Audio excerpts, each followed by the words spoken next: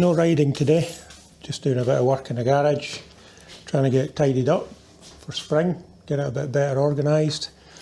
And if you didn't see my last video, I was talking about the garage, about having a garage. I think I'm really lucky to have a garage. It's great having a garage. I always wanted a garage, so I've got one now.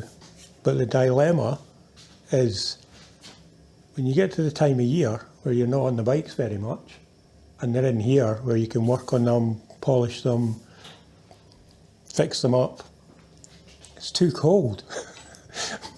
my garage is freezing in the winter. It's about as cold as it is outside, so I kind of want to do something about that. And I said in my last video that I was going to try and find some way of heating this place, even just to make it a bit more comfortable. Because there's times in here when it's about 2 or 3 degrees outside, it's about 4 in here, so it's just freezing. And I've got a few layers on today, but I would just like it to be a bit more comfortable to work in, so I could do things with the bike and that. So I'm tidying up, and then I'm going to have a look at my doors, because I've got up and over doors, so you know there's quite a few gaps around it, so I'm going to think about how can I block some of those gaps. What else can I do to make it as airtight as possible in here, given they're up and over doors and they're not particularly airtight anyway.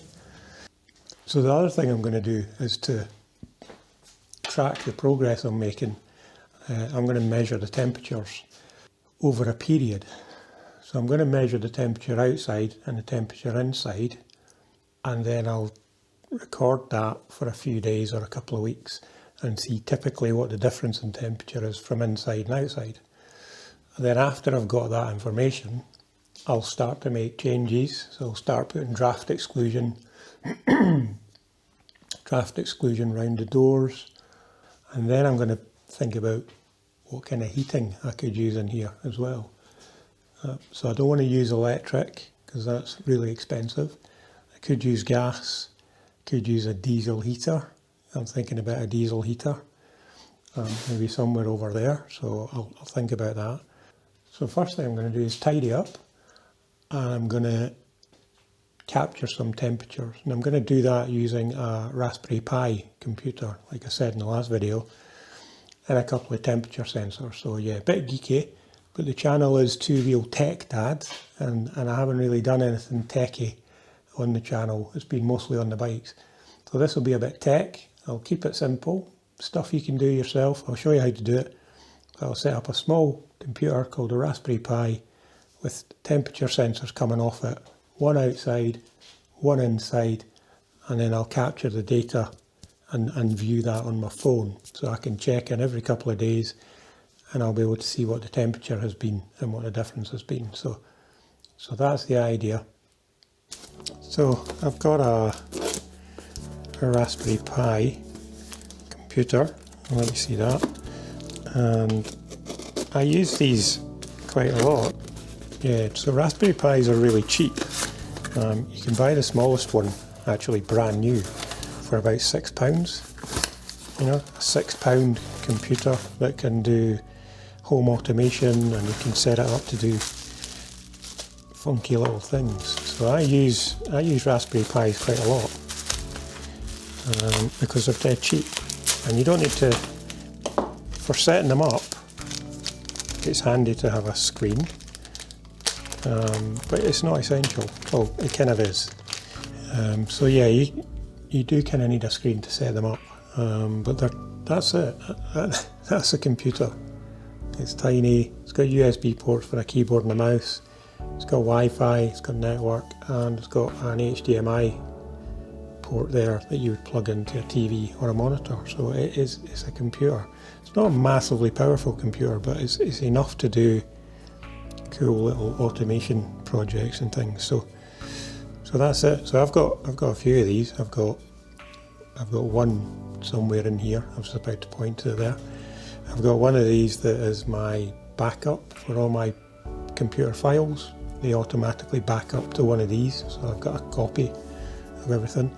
And I've got another one of these in the back garden, and that's a flood defence system that I created. I'll do a video on that some other time, but long story short, I've got an area in the garden that fills with water when it rains and there's nowhere for it to drain away. So I've got one of these connected to a little aquarium pump and some long tubing. What happens is, and a sensor, a water sensor, and what happens is when it rains and the hole fills up before it's going to flood into my garden office, the water sensor triggers and says the hole's filling. The computer then activates the pump and the water gets drained by the pump through the tubing and into a drain that's nearby. So it's dead simple, didn't take long, and it runs off one of these. It's automatic, so it just runs 24/7. So yeah, they're handy little things, and this is what I'll use to do the temperature sensor. So yeah, so what I'll do is I will most likely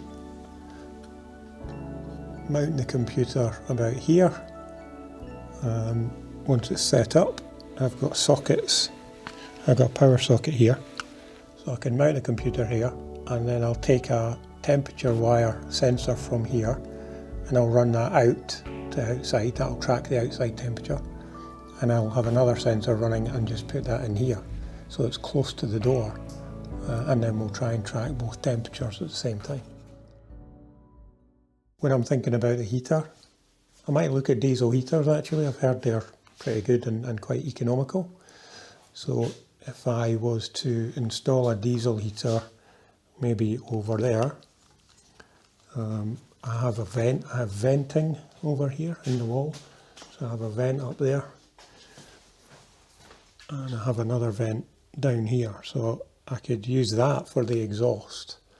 Ignore the oily patch, that was actually a motorbike jacket, a wax motorbike jacket that I had that left those oily patches on the wall. So yeah, so I've got ventilation over here, and I could have a diesel heater over here and then use the exhaust, use those vents for the exhaust ports maybe. I don't know. So I need to look into the diesel heater thing a bit more because I haven't used one before, so I don't know how they work. So anyway, that's the rundown of what I'm going to do, and I'm going to start thinking about how to do that now and start ordering some temperature sensors. If I expand on that, once I've got the data that I need about temperatures, if I set up, say, a diesel heater and that plugs into the mains, then I'll maybe use a smart plug. So I've got a smart plug over here. So smart plugs are connected to your Wi-Fi, and then you can control the plug from your phone, or you can schedule it to come off and on. So if I plugged a diesel heater, say, into the smart plug, I could schedule it, or I could switch it on and off with my phone, or I could schedule it to turn on and off at certain times. Or what I'll probably do is I'll try and use the data from the temperature sensors so that if the temperature in the garage drops to a certain level, I'll tell the computer to send a signal to the plug for the diesel heater and switch the heater on.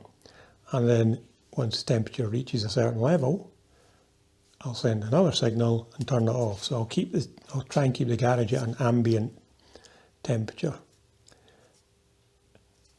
I don't know if it'll work, but it'll be fun, and it'll be fun trying to do it. So, but yeah, that's my idea. What do you do? Tell me in the comments. If you got a garage, do you just man up and put layers on and work in the cold, or have you done something in your own garage just to keep it to a nice, comfortable temperature? Yeah, let me know in the comments, and we'll see how we go. I like tinkering. It's winter. There's not a lot of time to go on the bikes anyway, so yeah, I'm going to have a bit of fun and see what I can do. So yeah, keep watching.